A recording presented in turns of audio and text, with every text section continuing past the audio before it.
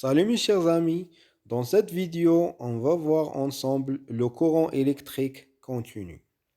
Tout d'abord, la question qui se pose, quelles sont les sources du courant électrique continu?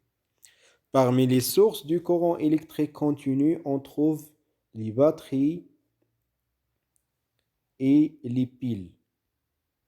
Comme vous voyez sur l'image, les batteries comportent deux pôles, un pôle positif et un pôle négatif.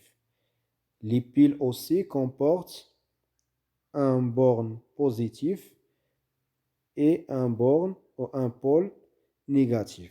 Très bien. Donc, on peut conclure que le courant électrique continu est produit par des générateurs avec des dipôles différents. Un pôle positif plus et un pôle négatif moins, comme pile, batterie, générateur utilisé dans le laboratoire. Le symbole du courant électrique continu est égal au DC. Autrement dit, pour symboliser le courant électrique continu, on symbolise par égal ou bien DC.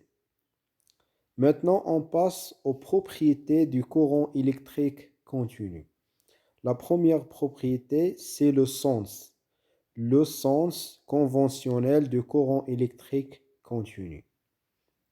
Pour montrer le sens du courant électrique, on réalise les deux montages ci-dessous. Donc, dans les deux montages, on a deux circuits qui contiennent pile, lampe et diode. Diode, pile et lampe. Donc, la différence entre les deux montages, on a le diode dans cette diode dans ce sens et l'autre dans le sens inverse. C'est quoi un diode? Un diode, c'est un dipôle qui laisse passer le courant électrique dans un seul sens.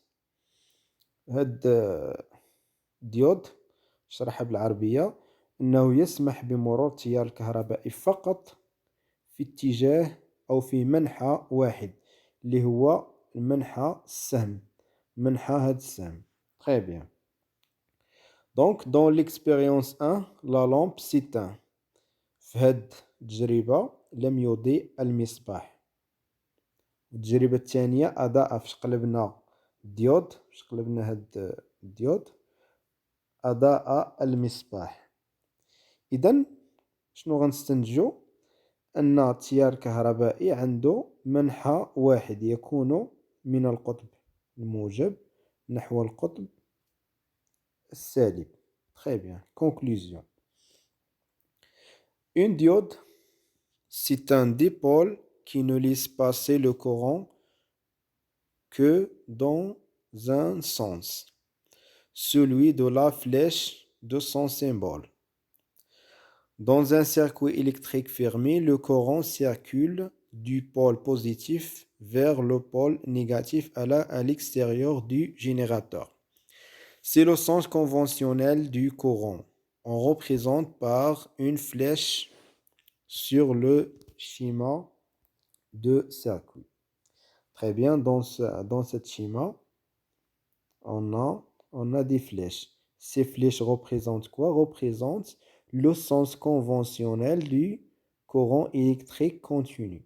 C'est-à-dire dans le sens suivant du pôle positif vers le négatif à l'extérieur du générateur. Très bien.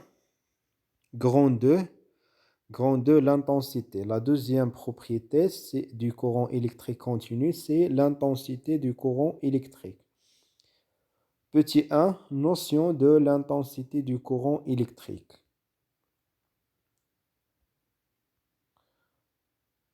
Très bien. On réalise les deux montages ci-dessous. Dans les deux montages, on a quoi? On a pile et lampe. Montage 2, on a deux lampes branchées en série, c'est-à-dire l'un à la suite de l'autre et formant un seul boucle avec le générateur. Donc, dans le circuit 1, on a l'éclairage normal.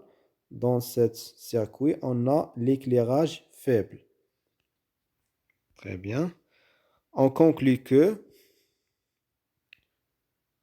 le courant électrique continu est caractérisé par une grandeur physique mesurable appelée l'intensité du courant, son symbole I. Donc, le symbole de l'intensité, c'est la lettre I, car il commence par I. On prend la première lettre. L'unité de l'intensité du courant est ampère, de symbole A. On a des multiples et des sous-multiples de l'ampère. On utilise aussi le milliampère. Donc, comme vous voyez, 1 dans le tableau, 1 ampère égale 1000 milliampères.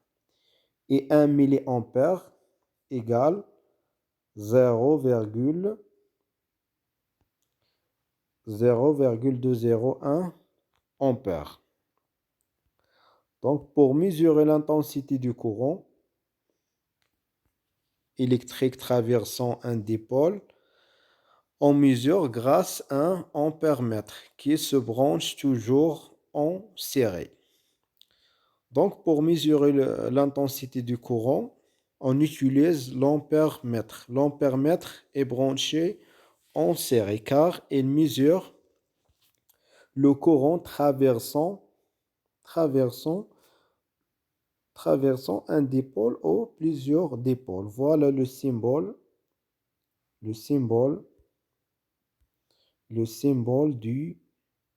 du quoi? Du l'ampère-mètre. Très bien.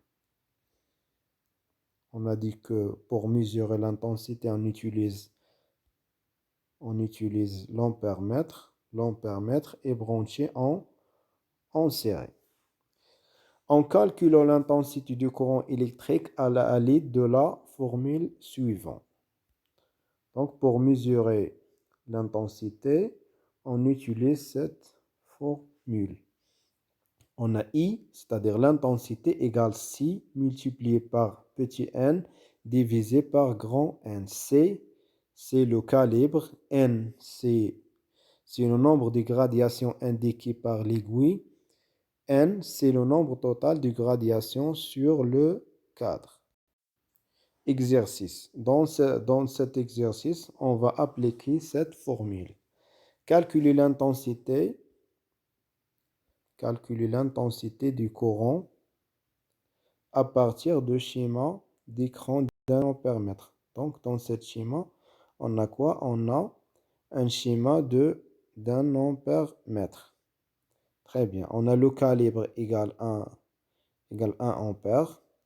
Et l'aiguille indique, ou le nombre indiqué par l'aiguille, c'est 40.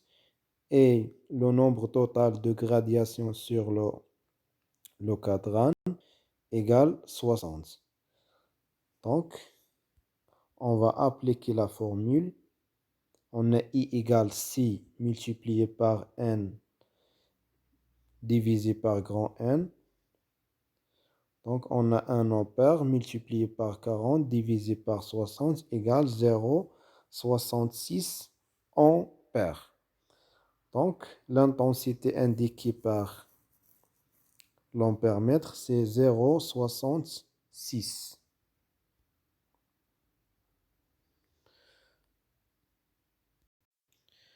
Chers amis, comme vous voyez sur l'image, on a plusieurs piles. Chaque pile, donc, on a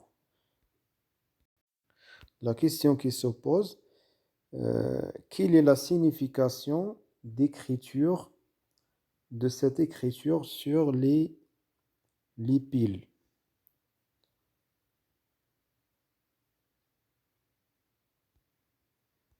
Donc, grand 3, la dernière propriété, c'est la tension électrique. Notion de la tension électrique.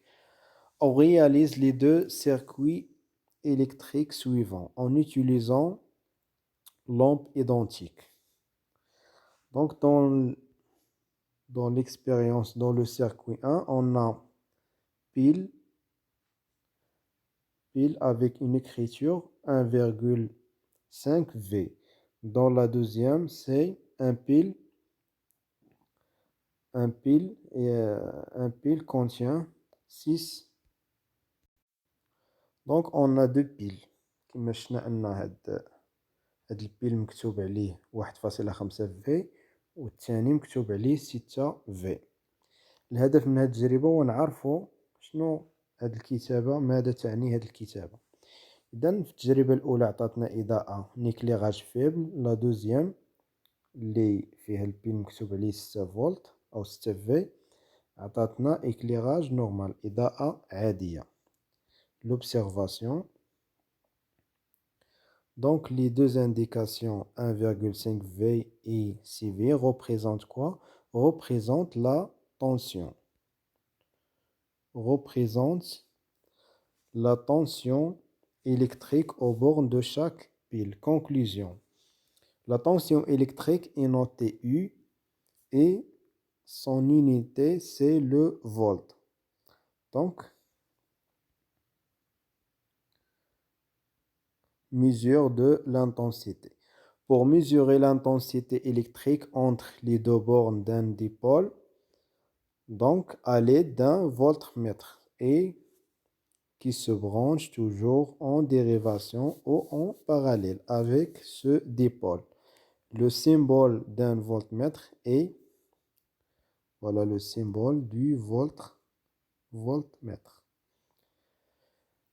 كما قلنا لقياس التوتر طونسيون والتوتر بين مربطي ثنائي قطب نستعمل جهاز الفولتمتر. On utilise le voltmètre. Donc يركب جهاز الفولتمتر يركب على التوازي en dérivation. علاش؟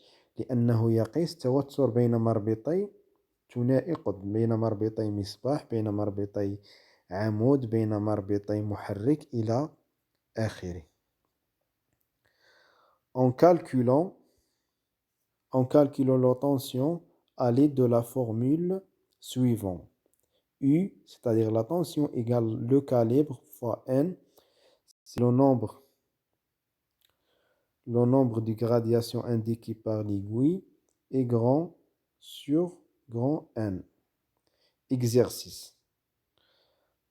Exercice, calculer la tension à partir des schémas suivants. Chers élèves, prenez un cahier et un crayon et essayez de répondre à cet exercice. Et merci pour votre attention.